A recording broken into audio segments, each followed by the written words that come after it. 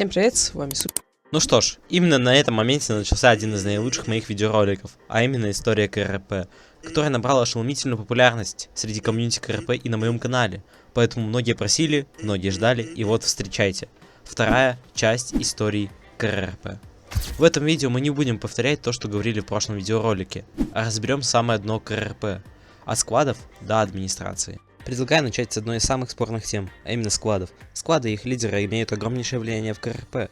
Например, добавление гранат в 2024, а также частичный актив КРП. Но перед продолжением стоит уточнить, что я не владею огромной информацией, поэтому информация может быть ложной, либо же неточной, поэтому лучше вы напишите в комментариях свое мнение и различные ситуации. Для начала поговорим о таких сквадах, как Невский и 715. Начнем с 715 им.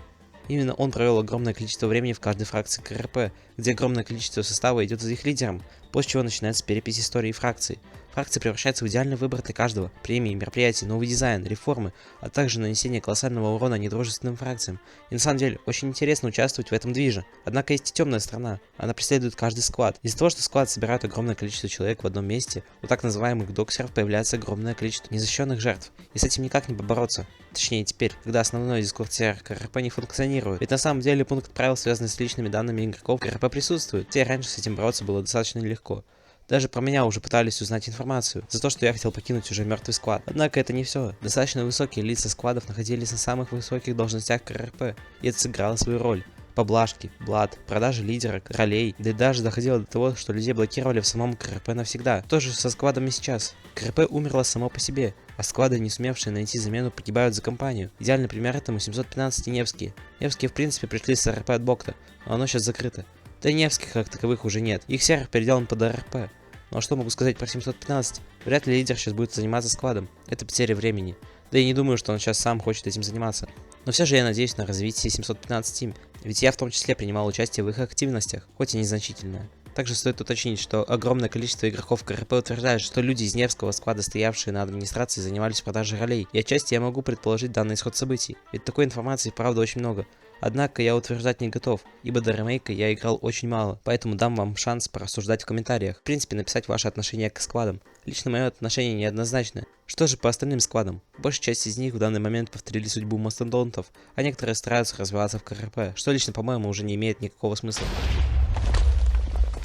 Администрация. Хоть за кулисами я и не бывал, однако большая часть информации лежит на поверхности. Стоит рассказать про некомпетентность, а также продажность администрации.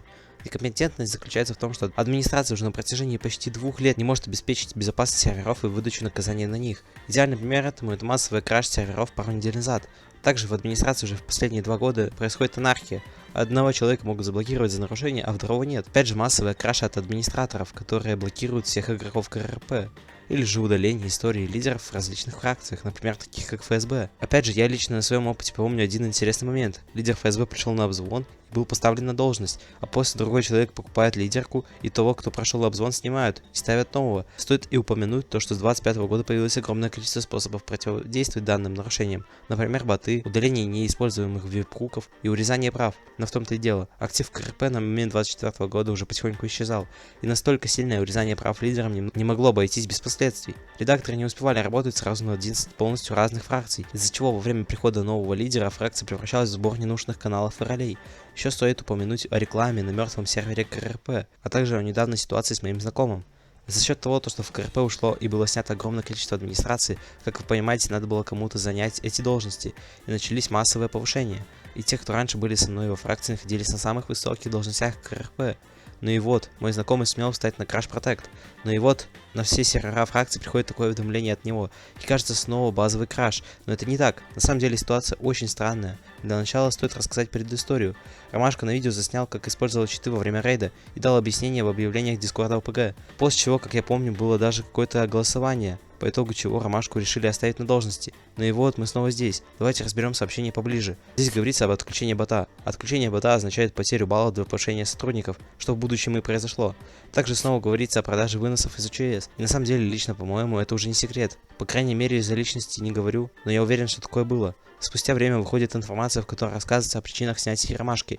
И на самом деле есть и понятные моменты, и абсурдные. Начнем с первого пункта. Использование читов. Конфликт, связанный с читами, уже был исчерпан, и он уже понес за это наказание. Второй пункт – абьюз правами. Ну, здесь по факту. Но опять же, стоит упомянуть, сколько раз такое в КРП происходило. Чего только стоит фрикамера на рейдах и снятие лидеров по надуманным причинам.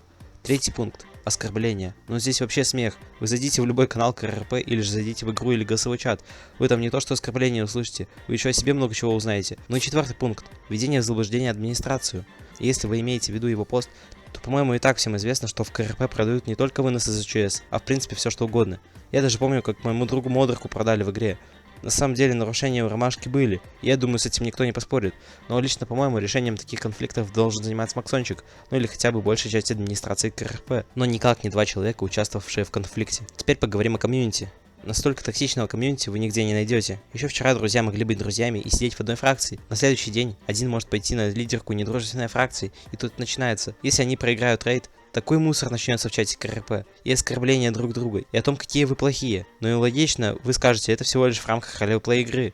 А я вам скажу нет. После рейда каждая из сторон выкатывает так называемый брифинг, в котором рассказывается о том, что было на рейде. Но и логично, после прочтения лидер одной стороны не согласен с этой глупостью по их мнению, и выкатывают такой же пост, а вторая сторона уже не согласна с ними. И опять по кругу. Это получается так. И самый угар в этом, то что они по-серьезу это делают из-за игры в Роблоксе. И это даже не капт, где они могут потерять территории. Это просто рейд, из-за которого начинаются конфликты. Также у меня был интересный момент, когда я вернулся в КРП. Я, как обычно, встал на вышку ФСБ, и у нас там сидел склад.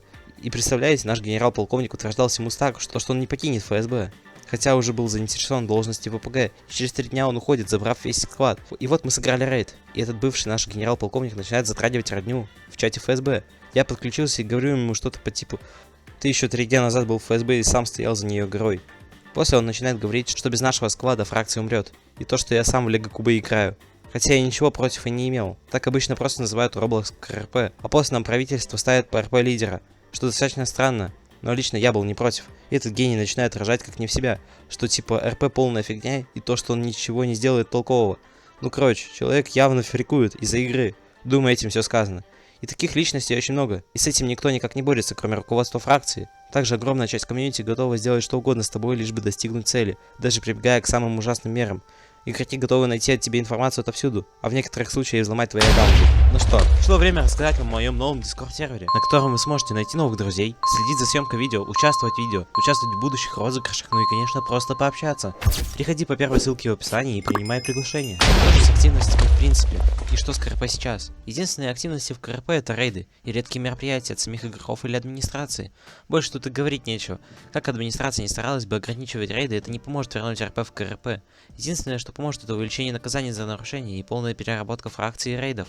Но потому что, будем честны, добавление РП отыгровок, чтобы достать щиты или аптечку, ну не очень-то и добавляет реализма как такового.